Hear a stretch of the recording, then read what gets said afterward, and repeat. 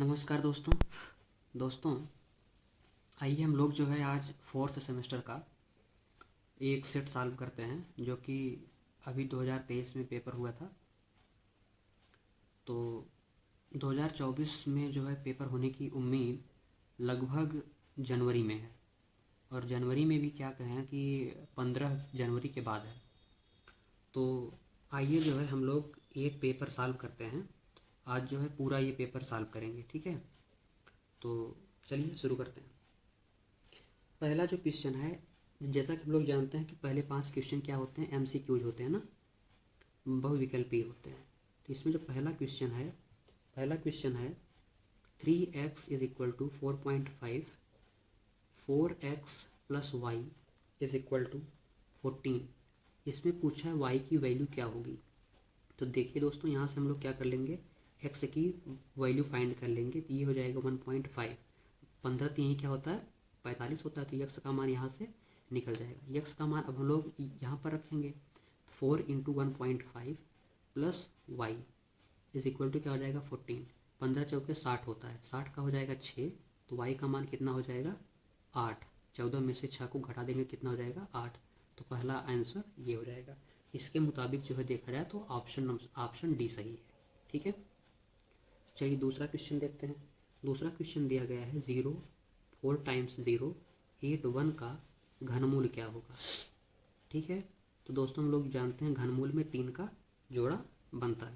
तो इसके अकॉर्डिंग देखेंगे दोस्तों, देखिए 00 का 1 0, 00 का 1 0, और इस 81 का क्या हो जाएगा 3। तो क्या बन जाएगा, इसका घनमूल ये हो जाएगा ना। अगर ये इसका घनमूल हो जाएगा तो इसके अकॉर्डिंग देखें तो इसमें जो है कोई भी विकल्प सही नहीं है, इसलिए यहाँ पर डी ऑप्शन सही हो जाएगा, ठीक है। इसलिए इसमें डी ऑप्शन सही हो जाएगा, ठीक है। इसमें जो है हम क्वेश्चन नंबर 3 देखेंगे।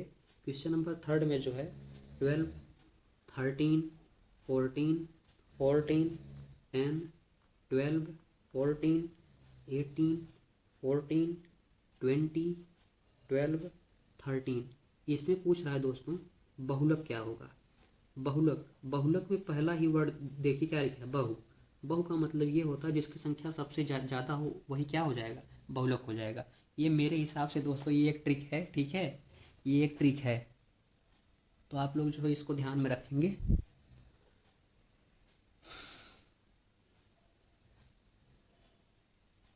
ठीक है, तो देखिए इसमें जो है 12 1 टाइम आया है, 2 टाइम आया है, 3 टाइम आया है, 13 1 2, 14 1 2 3 4, ठीक है, 4 टाइम आया है। यही हमें लग रहा है कि यही हो जाना चाहिए, क्योंकि 10 भी 1 टाइम आया है, 20 भी 1 टाइम आया है, 18 भी 1 टाइम आया, तो बहुलक क्या हो जाएगा 14 हो जाएगा, ठीक है। तो आइए देखते हैं क्वेश्चन नंबर 4। जो क्वेश्चन नंबर 4 है दोस्तों, ये लिखा गया है √2 + 1 अपान √2, और सेकेंड ब्रैकेट में है √2 - 1 अपान √2। इसकी जो है वो वैल्यू पूछ रहा है। तो ये क्या लिखा गया है, a + b, a - b, तो क्या बन जाएगा a² - b²। तो इसके हिसाब से क्या बन जाएगा 2 - 1/2। तो क्या बन जाएगा 2 2 जा 4, 4 - 1 क्या हो जाएगा 3, क्या हो जाएगा 3, ठीक है। तो ये बन जाएगा 3/2। तो इसके अकॉर्डिंग जो है ऑप्शन सी सही है, ठीक है। और क्वेश्चन नंबर 3 में जो है कौन सा ऑप्शन सही है, सी वाला। 5 में देखते हैं। 5 वाला जो क्वेश्चन है वो दोस्तों सीरीज में जो है क्वेश्चन थोड़ा सा मिस्टेक कर दिया गया है। तो हम फिर भी जो है आपको क्वेश्चन बताने की पूरी कोशिश कर रहे हैं। हाँ, क्वेश्चन जो है ये लिखा गया है sin 60 degree cos 30 degree minus sin 30 degree. दोस्तों हम लोग ये जानते हैं कि sin 60 डिग्री का मान क्या होता है √3/2, cos 30 का मान क्या होता है √3/2, sin 30 का मान होता है 1/2। तो देखिए इसको सॉल्व करेंगे तो ये हो जाएगा 3/4 - 1/2। जब हम LCM ले लेंगे या फिर 2 से इसमें मल्टीप्लिकेशन कर देंगे तो क्या बन जाएगा 3/4 - 2/4। ये क्या बन जाएगा 1/4, 1/4 बन जाएगा, ठीक है।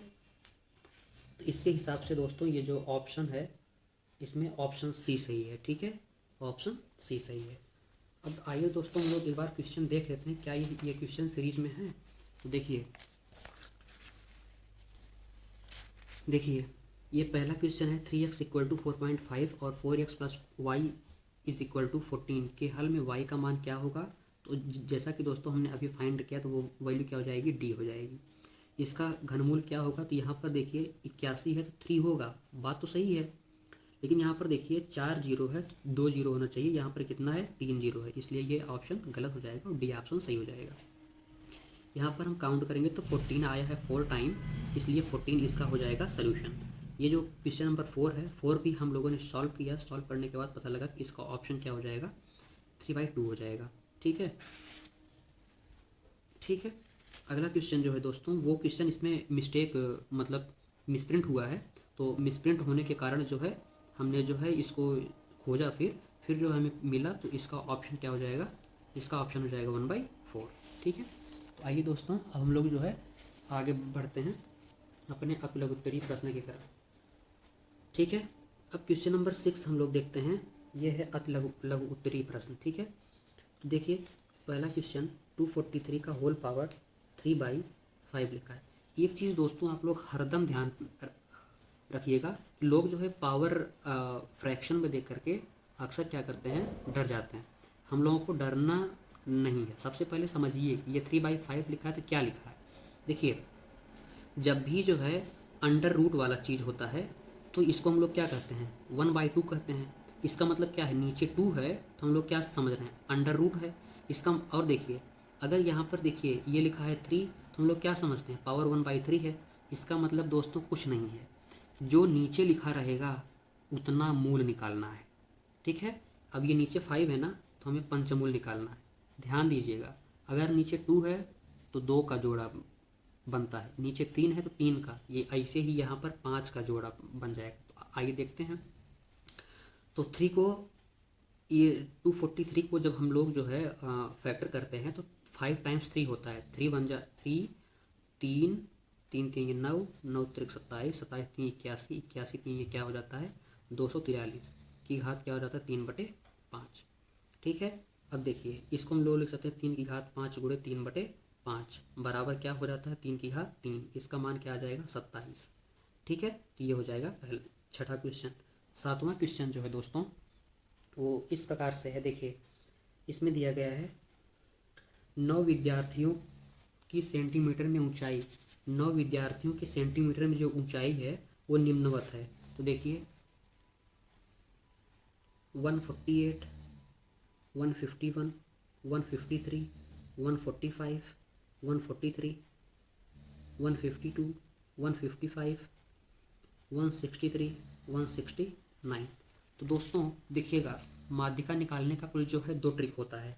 दोनों जो फार्मूले होते हैं माध्यिका निकालने के, ये जो फार्मूले होते हैं ये डिपेंड करते हैं कि कितना डाटा हमें दिया गया है, और वो इस पर डिपेंड करता है कि डाटा जो है सम संख्या में है या विषम संख्या में है। तो हम इसको हम अभी काउंट कर रहे हैं, जो होगा उसके अकॉर्डिंग हम बता देंगे। ठीक है, आइए देखते हैं। सबसे पहले क्या करेंगे दोस्तों ना, जो भी डाटा दिया गया होगा उसे आरोही या अवरोही क्रम में लिख लेंगे। तो किसी भी क्रम में हम लोग लिखने की कोशिश करते हैं।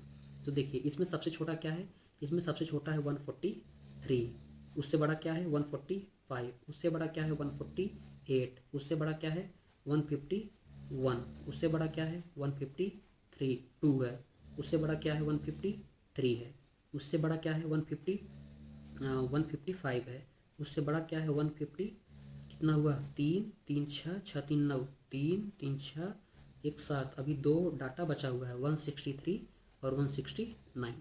अब देखिए टोटल काउंट कीजिए 3 3 6 और 3 9, एन का मान क्या आ गया है दोस्तों 9 आ गया है।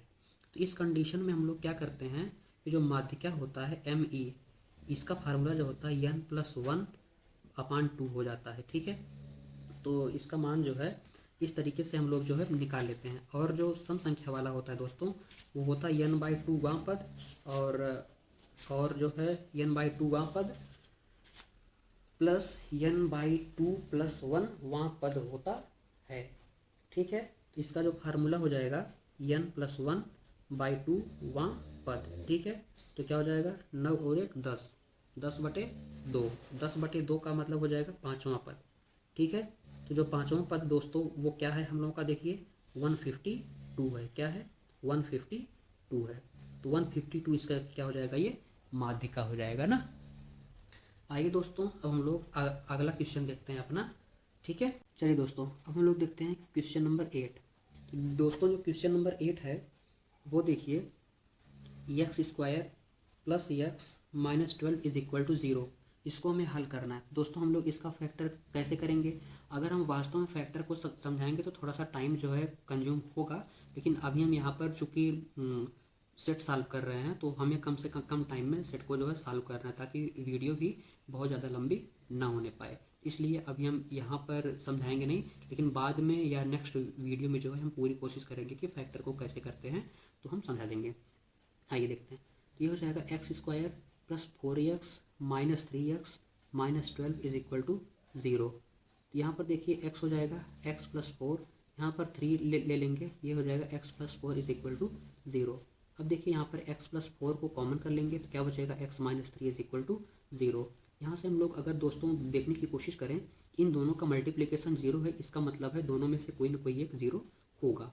इसलिए x plus 4 is equal to 0, x minus 3 is equal to 0। यहाँ से दोस्तों क्या हो जाएगा, x की वैल्यू निकल जाएगी -4 और यहाँ से x की वैल्यू निकल जाएगी 3। यही दोनों क्या हो जाएंगे दोस्तों, हम लोगों के सोल्यूशन हो जाएंगे ना। अगला क्वेश्चन दोस्तों हम लोग देखते हैं, क्वेश्चन नंबर 9 जो है। क्वेश्चन नंबर 9 जो है दोस्तों, देखिए क्या क्या कह रहा है क्वेश्चन। क्वेश्चन नंबर 9 कह रहा है 10 सेंटीमीटर लंबे और 7 सेंटीमीटर चौड़े आयत को लंबाई के परत घुमाने पर बने बेलन के आयतन को ज्ञात कीजिए। तो दोस्तों क्वेश्चन बहुत ज़्यादा डिफिकल्ट नहीं है, बस केवल समझने की कोशिश कीजिए। वो कह रहा है 10 मीटर लंबा है, 10 सेंटीमीटर लंबा है और 7 सेंटीमीटर क्या है, चौड़ा है। तो हम लोग ये मान लेते हैं कि ये जो है 7 सेंटीमीटर चौड़ा है और ये 10 सेंटीमीटर क्या है, लंबा है, ठीक है। इसी के परितः मतलब लंबाई के परितः जो है घुमाया जा रहा है। जो लंबाई के परितः घूमेगा इसका मतलब है कि ये वाला पार्ट क्या होगा, स्थिर होगा। जब ये स्थिर होगा, जैसे ये लंबाई है, ये स्थिर होगा। अब अगर मान लेते हैं जैसे दोस्तों कि मान लीजिए ये है, ये चौड़ाई पर स्थित है, तो चौड़ाई वाला ही पार्ट तो घूमेगा। इसका मतलब है कि लंबाई के परितः ही तो ये चल रहा है चारों तरफ, ठीक है। तो ऐसे में अगर हम लोग दोस्तों समझने की कोशिश करते हैं थोड़ा सा, तो देखिएगा तो ये क्या बन जाएगा, ये बन जाएगा कुछ ऐसे, ठीक है। ये कुछ बन जाएगा ऐसे। तो जब ये ऐसे बन जाएगा तो देखिए 7 क्या बन जाएगा, 7 हम लोगों का बन जाएगा रेडियस। r बराबर क्या हो जाएगा 7 और h इज इक्वल टू क्या हो जाएगा 10 सेंटीमीटर, 10 सेंटीमीटर हो जाएगा ना। अब क्या कह रहा है, इसमें कह रहा है बेलन का आयतन बताइए। तो बेलन का जो आयतन होता है दोस्तों, बेलन का आयतन, इसका फार्मूला क्या होता है, v is equal to pi r square H होता है। तो बस इसी का मान आप लोग रख दीजिए। तो पाई का मान क्या होता है 22/7 होता है। r का मान क्या हम लोगों ने पता किया 7 × 7 हो जाएगा। एच का मान क्या है 10 है। इससे इसको कैंसिल कर दीजिए। v इज इक्वल टू 22 154 होता है, 154 में गुणा 10 का गुणा करेंगे तो 1540 सेंटीमीटर क्यूब हो जाता है, ठीक है दोस्तों। आइए दोस्तों अब हम लोग जो है क्वेश्चन नंबर 10 देखते हैं ना। क्वेश्चन नंबर क्या देखते हैं 10। तो क्वेश्चन नंबर 10 जो है वो कुछ इस प्रकार से दोस्तों, cosec square 30 degree into sine 45 degree into sec square 60 degree. तो देखिए कॉसेक स्क्वायर 30 का मान क्या होता है, अब आप लोगों को याद होगा तो बहुत अच्छी बात है, 2 होता है, 2 का स्क्वायर कर देंगे इंटू ये साइन 45 है, तो साइन 45 का मान क्या होता है 1/√2 होता है, इंटू नहीं है ये दोस्तों, ये माइनस है, ठीक है। ये लिखा गया है सेक स्क्वायर 60, तो सेक स्क्वायर 60 का मान, इसका मतलब है कि जिसको कॉस 60 का मान क्या होता है 1/2 होता है, इसका मान क्या हो जाएगा 2 का स्क्वायर, ठीक है। अब दोस्तों अगर हम लोग इसको सॉल्व करेंगे तो 2 का स्क्वायर देखिए क्या है, कॉमन है, तो कॉमन कर लीजिए। तो क्या हो जाएगा 1/√2 माइनस 1 हो जाएगा। इसको और सॉल्व करिए तो ये हो जाएगा 4। ये अगर हम लोग इसको सॉल्व करेंगे तो क्या बन जाएगा ये, तो ये बन जाएगा 1 माइनस √2/√2। इससे ज़्यादा तो मुझे नहीं लगता है कि सॉल्व कर पाएंगे। हमें लगता है कि ये भी क्वेश्चन जो है कुछ इसमें मिस्टेक किया हुआ है, समझ में नहीं आ रहा है। सीरीज इस बार पता नहीं कैसे छप गई है, जस्ट वेट दोस्तों।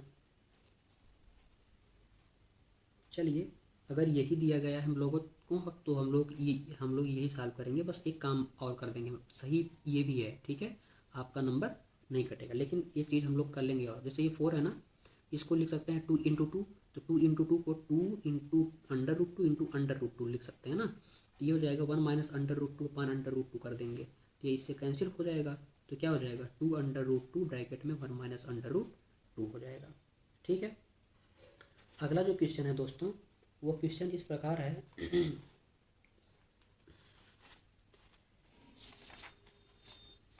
वो जो क्वेश्चन है दोस्तों वो इस प्रकार से है कि दो पासों को जो है एक साथ फेंकने पर अंकों का योग 4 होने की संभावना ज्ञात कीजिए। ठीक है। क्वेश्चन क्या है, दो पासे को अगर हम एक साथ उछालते हैं तो उस पर अंकों का योग 4 होने की संभावना क्या है। तो दो पासे होंगे, अगर हम उन पासों को जो है उछालेंगे, उन पर जो परिणाम प्राप्त होंगे दोस्तों, तो वो परिणाम 36 प्रकार के प्राप्त होंगे। ठीक है। अलग अलग प्रकार से जब हम लोग फेंकेंगे तो वो परिणाम जो है कुल 36 प्रकार से प्राप्त होंगे, है ना। अब उसमें से पूछ रहा है कि उन 36 में से जिनका योग 4 होगा कितनी की संभावना है।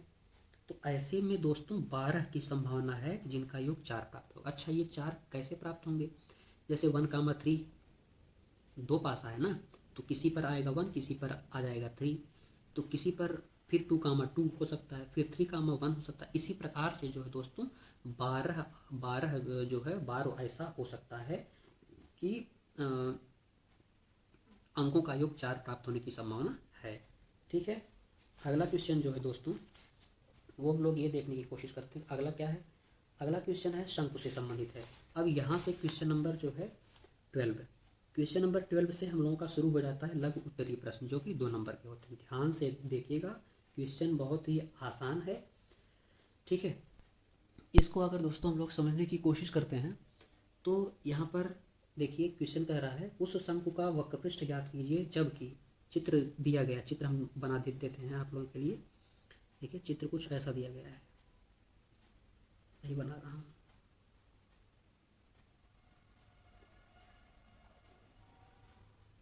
सही है, V है, O है, A है, B है। अब इसमें क्या क्या दिया गया है उसको लिख देते हैं। VO का मान दिया गया है 15 सेंटीमीटर, OB का मान दिया गया है कितना 8 सेंटीमीटर। तो देखिएगा इसको हम लोग क्या कहते हैं, L कहते हैं। L में तिरछी ऊंचाई। अब जिसको पाइथागोरियन ट्रिक याद होगा तो वो क्वेश्चन को थोड़ा सा और जल्दी टाइम में कर लेगा। अगर ये 15 है, ये 8 है, तो ये 17 ही होगा, ये निकल जाएगा 17 सेंटीमीटर। ठीक है। अब वो कह रहा है वक्रपृष्ठ क्या होगा, तो जो वक्रपृष्ठ का जो दोस्तों फार्मूला होता है वो उम्मीद करता हूँ आप लोगों को याद होगा, वो हो जाता है πr/l हो जाता है। ठीक है। अब यहाँ पर देखिए पाई का मान हम लोग न रखें तो ठीक है, क्योंकि कटने का कोई चांस नहीं है। ठीक है। तो पाई को वैसे ही रन देंगे। आर क्या है, ये आर यही तो है, आर का मान दिया गया है 8, एल का मान कितना दिया गया है 17। तो ठीक है। अब 17 × 8 कर देंगे, जो आएगा वही इसका जो है मान हो जाएगा। ठीक है। देखिए 8 × 7 = 56, 80 लाया 5, ठीक है। 8 के नंबर 8, 8 और 5 13, 136। ठीक है। यही जो है आप लोगों का मान जो है हो जाएगा π² सेंटीमीटर या सेंटीमीटर स्क्वायर हो जाएगा। ठीक है। अब आइए दोस्तों हम लोग जो है क्वेश्चन नंबर 13 की तरफ चलते हैं। ठीक है।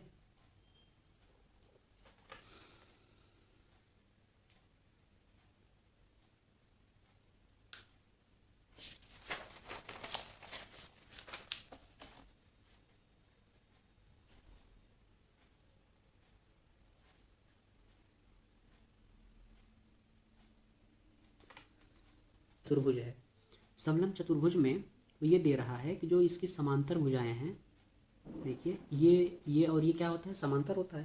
तो ये जो समांतर भुजाएं हैं, छोटी भुजा 12 सेंटीमीटर है, बड़ी भुजा 25 सेंटीमीटर है, उनके मध्य की जो दूरी है, ठीक है, उनके जो मध्य की जो दूरी है वो कितनी है 8 सेंटीमीटर है। तो समलंब चतुर्भुज का जो क्षेत्रफल होता है, एरिया ऑफ ट्रेपेजियम जो ये होता है वो क्या हो जाता है 1/2 समांतर भुजाओं का योग। समांतर भुजाओं का योग मतलब 25 + 12 गुणे ऊंचाई। ऊंचाई कितना हो जाएगा 8 हो जाएगा। तो क्या हो जाएगा 2 चौके 8, 25 और 12 क्या होता है दोस्तों 37 हो जाता है। 37 × 4 कर देंगे तो क्या हो जाएगा बताइए, 4 × 7 = 28, 4 × 3 = 12, 2 = 14 सेंटीमीटर स्क्वायर हो जाएगा। ठीक है। अगला क्वेश्चन है दोस्तों, ये ट्रिग्नोमेट्री से है, तो क्वेश्चन नंबर 14 है। क्वेश्चन नंबर 14 कह रहा है कि कोई समकोण त्रिभुज है ए बी सी में tan ए का जो मान दिया गया है वो दिया गया है 4/3। ठीक है, और हमसे पूछा क्या है, पूछ रहा है कि 1 + sin 2a का मान बताइए। ठीक है, इसका मान पूछ रहा है। इतना सरल क्वेश्चन हमने कहीं नहीं देखा। देखिए 1 प्लस, इससे कठिन क्वेश्चन तो हाई स्कूल में देता है। sin 2a का मान क्या होता है, 2 sin a cos a। अब ध्यान दीजिएगा, यहाँ से हम लोग एक चीज़ और समझते हैं। tan a का जो मान होता है वो क्या होता है, लंब बटे आधार। यहाँ से हम लोग कर्ण का मान निकाल लेंगे तो वो निकल जाएगा 5। ठीक है, बस इसी वैल्यू को उठा करके हम लोग पुट कर देंगे। 1 + 2 sin a क्या होता है, लंब बटे कर्ण होता है, तो 4/5 हो जाएगा। गुणे काश क्या होता है, आधार बटे कर्ण होता है। आधार कितना है, 5 है बटे कर्ण। बस अब इसको सॉल्व कर लीजिए, आंसर आपके सामने होगा। 4 दूनी 8 3 24, 24/25, 25 से करना 25, 25 और 24 क्या हो जाएगा 49, 49/25। इसको हल्का सा और सॉल्व कर देंगे, या इसी को हम लोग लिख सकते थे 1 सही 24/25। ये हो जाएगा आपका मान। ठीक है, आइए क्वेश्चन नंबर 15 देखते हैं। 15 जो है दोस्तों, यहाँ पर एक चक्रीय चतुर्भुज दिया गया है। देख लेते हैं चक्रीय चतुर्भुज कैसा है। कोई ये सर्कल है और इसी सर्कल में बना है चक्रीय चतुर्भुज, और ये चक्रीय चतुर्भुज में कुछ मान दिए गए हैं। ये 75 डिग्री है, ये 82 डिग्री दिया गया है। ए है, बी है, सी है, डी है। ये पूछ रहा है कि एंगल सी का मान क्या होगा, एंगल डी का मान क्या होगा। अब बताइए, कितना सरल सरल क्वेश्चन दिया गया है। एंगल सी का मान हम लोग ये जानते हैं, चक्रीय चतुर्भुज में जो विपरीत कोण होते हैं उनका योग कितना होता है, 180 अंश होता है। तो चक्रीय चतुर्भुज में ये पूछ रहा है एंगल सी का मान क्या होगा। एंगल सी का मान क्या कर देंगे, 180 डिग्री माइनस एंगल ए कर देंगे, तो 75 डिग्री बराबर कितना हो जाएगा, 105 डिग्री। ठीक है, अब ये देखिए एंगल डी का मान पूछ रहा है, तो 180 डिग्री माइनस 82 डिग्री, 80 डिग्री तो ये खुद है, ये क्या हो जाएगा 98 डिग्री हो जाएगा। ठीक, तो ये दोनों निकल जाएगा। अगला क्वेश्चन है दोस्तों का 16 है। 16 थोड़ी देर आप लोग वेट करेंगे, अभी तुरंत समझा रहे हैं। क्वेश्चन नंबर 17 पहले साल पर, 17 और 18 फिर उसको हम समझाते हैं। 17 जो क्वेश्चन है वो कह रहा है एक मदारी की टोपी शंक्वाकार है। शंक्वाकार से मतलब ये है कि वो शंकु है। ठीक है, यदि उसमें 840 वर्ग सेंटीमीटर कपड़ लगा, देखिए 840 वर्ग सेंटीमीटर कपड़ लगा है, इसका मतलब है कि ये उसका वक्र पृष्ठ दिया गया है। क्या दिया गया है, वक्र पृष्ठ। Pi R L is equal to क्या हो जाएगा, 840 सेंटीमीटर स्क्वायर। फिर कह रहा है कि उसके गोल सिरे का परिमाप, देखिए गोल सिरे का परिमाप क्या है, इसका मतलब है कि वो वृत्त है।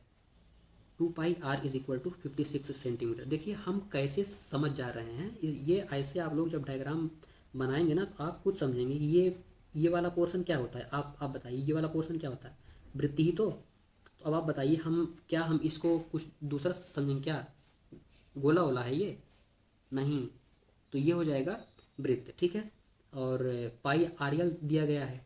अब देखिए यहाँ से यहाँ पर और निकालने के लिए क्या कर रहा है, निकालने के लिए कह रहा है कि यल इज इक्वल टू वाट, मतलब तिरछी ऊंचाई पूछ रहा है। कितना सरल क्वेश्चन है। देखिए यहाँ से पाई आर का मान हम लोग निकालेंगे तो क्या हो जाएगा 28 सेंटीमीटर। ठीक है, बस अब इसी 28 सेंटीमीटर को यहाँ पर पुट कर देना है। पाई आर यहाँ पर है, पाई आर यहाँ पर आप रख दीजिए बस। 28 यल बराबर 840, तो यल बराबर 28 3 84 होता है शायद, तो 3 24 3 हाँ ठीक है, 28 से कलम 28, 28 3 84, तो ये हो जाएगा 30। यल का मान क्या हो जाएगा 30 सेंटीमीटर हो जाएगा। उम्मीद करता हूँ दोस्तों आप लोग समझ पा रहे होंगे। मैं बहुत ही शॉर्टकट में समझाने की कोशिश कर रहा हूँ कम से कम टाइम में। देखिए अगला जो क्वेश्चन है वो ये लास्ट क्वेश्चन है, ये समुच्चय से संबंधित है। ए इज इक्वल टू, हम लोग जानते हैं कि इसको किस में लिखते हैं, हरदम मजले ब्रैकेट में लिखते हैं। 1 3 5 7 9 11 13। बी की जो वैल्यू है वो क्या दी गई है, 5 7 11 13। ठीक है, अभी पूछ रहा है कि ए यूनियन बी बताइए। ए यूनियन बी क्या होगा, ए यूनियन बी में दोस्तों हम लोग क्या करेंगे कि सबके सब सारी की सारी वैल्यू को हम लोग ले लेंगे। 1 3 5 7 9 11 13। अब ए इंटरसेक्शन बी की बात कर रहा है, तो जो दोनों में कॉमन होगा केवल वो लगेंगे। देखिए 5 दोनों में है, 5 ले लेंगे, 7 दोनों में है कॉमन ले लेंगे, 11 दोनों में है, 13 दोनों में। ये दोस्तों इस प्रकार से हो जाता है। अब बच रहा है केवल क्वेश्चन नंबर 16। ठीक है, तो क्वेश्चन नंबर 16 जो है दोस्तों, वो क्वेश्चन थोड़ा सा मुझे डाउट में लग रहा है, थोड़ा सा रुकिए, हम इसको देख लेते हैं एक बार और। हाँ, तो क्वेश्चन इस प्रकार से है दोस्तों, कि 3 सिक्कों को एक साथ ऊपर फेंका जाता है तो कितने प्रकार की घटनाएं संभावित हो सकती हैं। अब देखिए, 3 सिक्का जरूर है, लेकिन पूछ रहा है 3 सिक्कों को वो एक साथ उछालना चाहता है। एक चीज़ बताइए, सिक्का 3 ही है, लेकिन संभावना कितनी होगी? 2 ही ना। तो 2 की घात कितनी कर देंगे? 3 कर देंगे, तो क्या हो जाएगा? 8। 8 यही प्राप्त होगा। ठीक है, अब देखिए कैसे कैसे प्राप्त होगा। या तो तीनों पर हेड हो सकता है, या तो तीनों पर टेल हो सकता है। 2 पर हेड होगा, 1 पर टेल होगा। ठीक है, और देखिए क्या, ऐसे ही जो है 8 हो सकते हैं। ठीक है, और देखिए हम लिखने की पूरी कोशिश कर रहे हैं।